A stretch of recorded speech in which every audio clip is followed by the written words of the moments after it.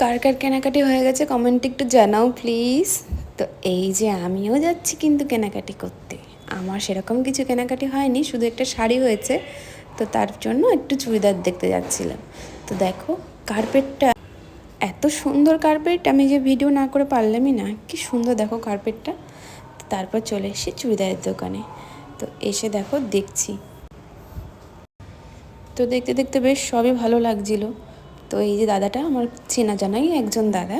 তো এই যে এনার দোকানে এই এগুলো না কটনের, সামনে যেগুলো রয়েছে এগুলো কটনের। এত সুন্দর কটনগুলো, দামটাও একটু বেশি, আমাদের ওখানে হলে কেউ নেবেই না।